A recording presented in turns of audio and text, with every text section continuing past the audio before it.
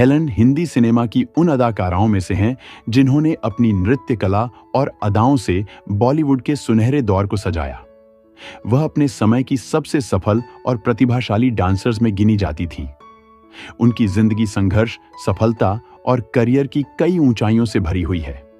Hindi film जगत में 70 और 80 के दशक की ऐसी अभिनेत्री हैं जिन्होंने अपने नृत्य से सिने दर्शकों के बीच अपनी विशिष्ट पहचान बनाई, जिसके लिए आज भी लोग उन्हें भूल नहीं पाए हैं। हेलन का जन्म 21 नवंबर 1938 को म्यांमार, तब का बर्मा, में हुआ था। उनका पूरा नाम हेलन एने रिचर्डसन है। उनके पिता एक एंग्लो इंडियन और मां बर्मी थीं। उनका बचपन काफी कठिनाई भरा था। द्वितीय विश्व युद्ध के समय जापान के आक्रमण के चलते उनका परिवार म्यांमार से भारत पलायन कर गया। इस दौरान उनके पिता का निधन हो गया। परिवार आर्थिक संकटों में घिर गया और हेलन की मां ने घर चलाने के लिए नर्स का काम करना शुरू किया। हेलन ने परिवार की मदद करने के लिए स्कूल छोड़ दिया और अपने भाई और मां के साथ संघर्ष करना शुरू किया। इसी दौरान उनके भीतर नृत्य और कला के प्रति रुचि विकसित हुई। उनकी मां की एक दोस्त जो फिल्म इंडस्ट्री में काम करती थी, उन्होंने हेलन को फिल्मों में अवसर दिलाने में मदद की। बॉलीवुड में करियर की शुरुआत हेलन का फिल्मी करियर 50 के दशक में शुरू हुआ। उन्हें पहली बार फिल्म शबिस्तां 1951 में कोरस डांसर के रूप में देखा गया। हालांकि यह भूमिका छोटी थी, लेकिन इससे उन्हें इंडस्ट्री में पहचान बनाने का मौका मिला। 1958 में आई फिल्म हावड़ा ब्रिज ने उन्हें सिनेमा जगत का चमकता सितारा बना दिया। इस फिल्म के गीत मेरा नाम चिन चिन चू में उनके डांस ने उन्हें घर घर में मशहूर कर दिया। उनकी अदाएं और डांस मूव्स ने दर्शकों को मंत्रमुग्ध कर दिया और वह कैबरे क्वीन के नाम से मशहूर हो गईं।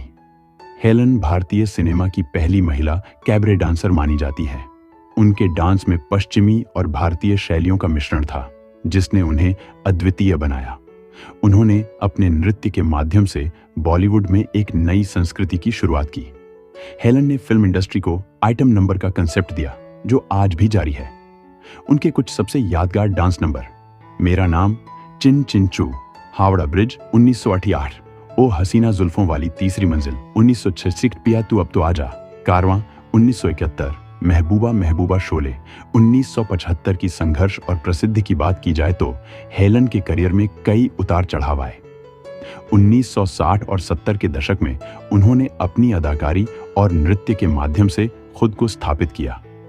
हालांकि 1980 के दशक में नई अभिनेत्रियों और डांस शैलियों के आने से उनका करियर धीमा पड़ने लगा, लेकिन उन्होंने कभी हार नहीं मानी। उन्होंने कुछ चरित्र भूमिकाएं भी की, जैसे गुमनाम और लाल पत्थर, जिनमें उनके अभिनय को काफी सराहा गया। हेलन को फिल्म लैला मजनू में एक प्रभावशाली भूमिका निभाने का मौका मिला। निजी जीवन की बात करें तो हेलन की निजी जिंदगी भी उनके फिल्मी सफर जितनी रोचक है। उन्होंने पहली शादी फिल्म निर्देशक पीएन अरोड़ा से की थी, लेकिन यह रिश्ता ज्यादा समय तक नहीं चला। बाद में उन्होंने मशहूर पटकथा लेखक सलीम खान से शादी की। सलीम खान पहले से शादीशुदा थे, लेकिन हेलन के साथ उनका रिश्ता सफल रहा। सलीम खान की पहली पत्नी सलमा ने भी हेलन को स्वीकार कर लिया और वह उनके बड़े संयुक्त परिवार का हिस्सा बन गई। सलीम खान के बच्चों, खासकर सलमान खान, अरबाज खान और सोहेल खान ने हमेशा हेलन को अपनी मां के समान सम्मान दिया। अवार्ड्स और सम्मान की बात की जाए तो हेलन को उनके अद्वितीय योगदान के लिए कई पुरस्कारों से सम्मानित किया गया। इनमें से प्रमुख हैं 1999 में उन्हें film fair life time achievement award से सम्मानित किया गया। 2009 में भारत सरकार ने उन्हें पद्मश्री से नवाजा। उन्हें कई बार फिल्म इंडस्ट्री और दर्शकों की तरफ से कैबरे क्वीन और डांसिंग स्टार के खिताब से नवाजा गया। अंतिम दिनों की फिल्में और रिटायरमेंट हेलन ने 1980 के दशक के बाद फिल्मों में काम करना कम कर दिया।